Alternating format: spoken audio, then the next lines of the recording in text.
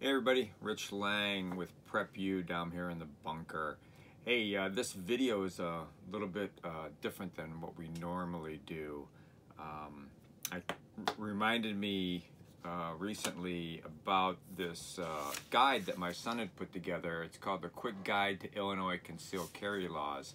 I had forgotten that he had put it together. It was back when the concealed carry went into effect and you were able to go to classes and then get your license.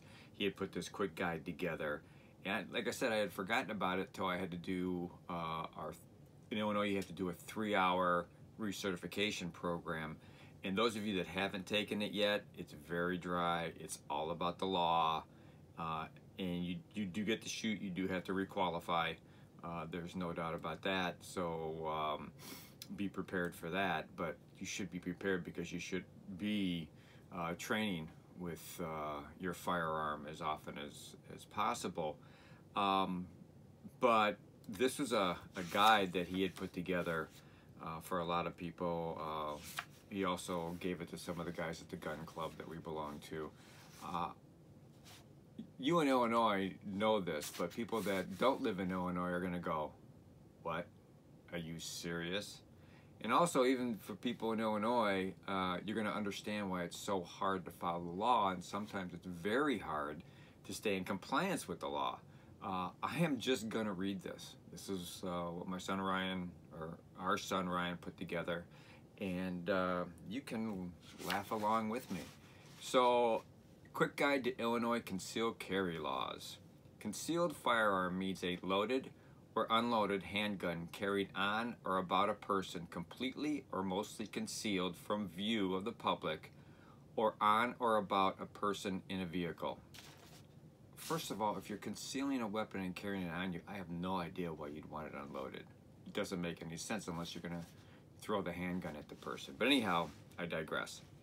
A license shall permit the licensee to 1. Carry a loaded or unloaded concealed firearm, fully concealed or partially concealed, on or about his or her person. The reason they say that is if it's covering your firearm and you lean over and say the clothing or the coat pulls up and somebody sees it, it's not against the law. It's just going to happen. Also, if you're wearing a tighter coat or whatever and you can actually see it, that's not against the law either. Totally concealed is not the law. 2. Keep or carry a loaded or unloaded concealed firearm on or about his or her person in a vehicle. A licensee shall possess a license at all times. The licensee carries a concealed firearm except, number 1, this is when you don't have to have your license with you, when the licensee is carrying or possessing a concealed firearm on his or her land or in his or her adobe, legal dwelling, or fixed place of business, or on the land or in the legal dwelling of another person as an invitee with that person's permission. 2. When the person is authorized to carry a firearm under Section 24-2 of the Criminal Code of 2012, except subsection A-5 of that section, or when the handgun is broken down in a non-functioning state, is not immediately accessible, or is unloaded and enclosed in a case.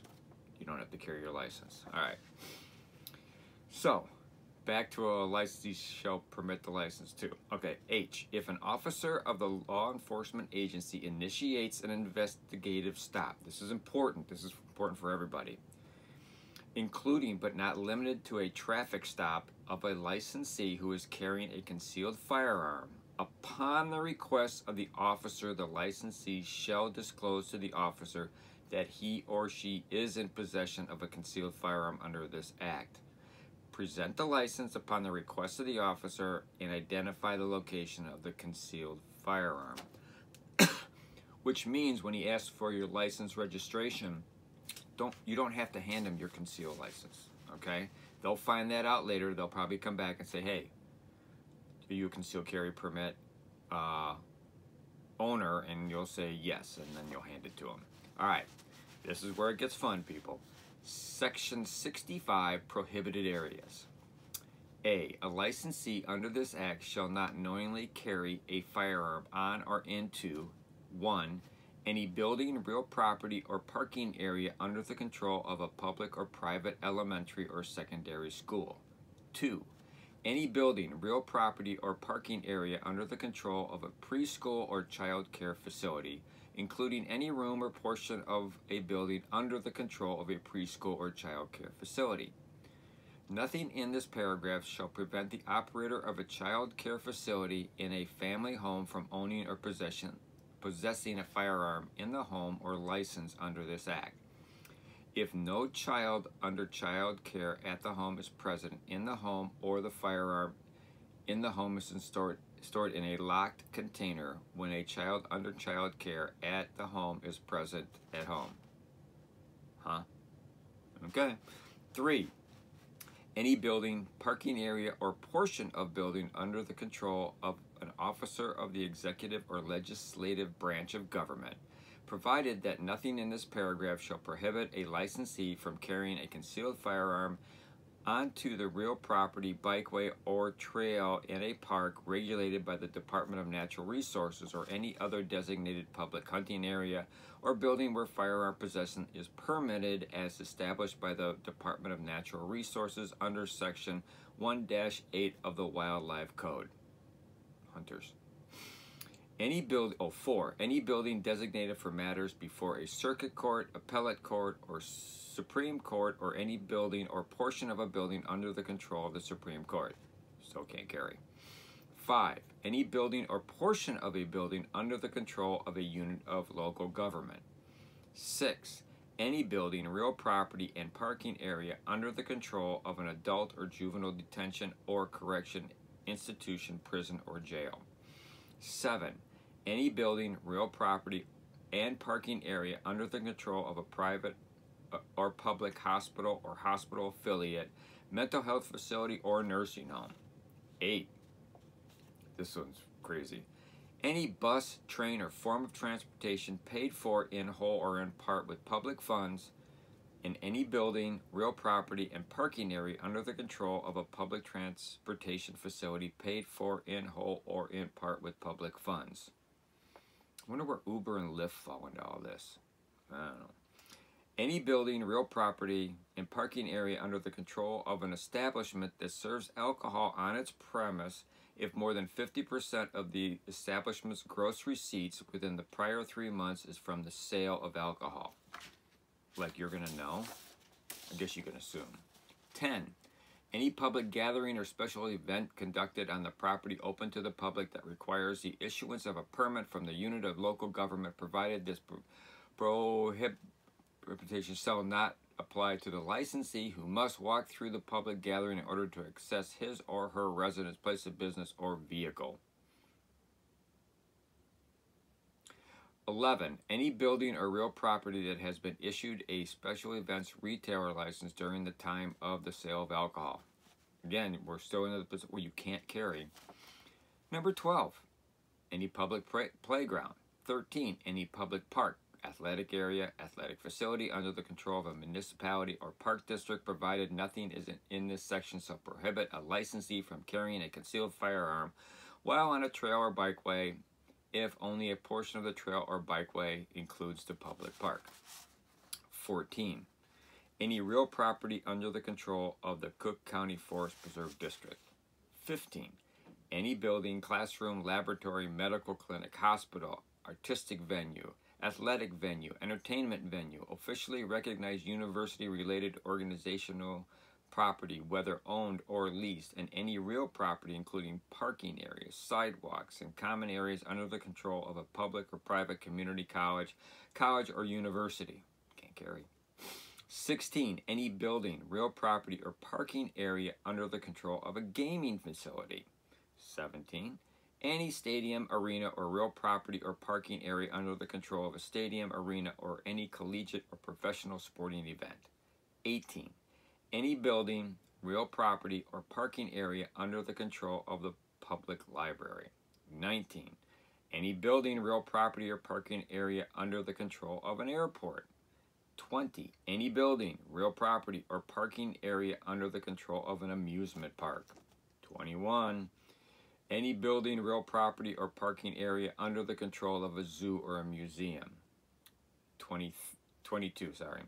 Any street, driveway, parking area, property, building, or facility owned, leased, controlled, or used by a nuclear energy storage, weapons, or development site or facility regulated by the Federal Nuclear Regulatory Commission.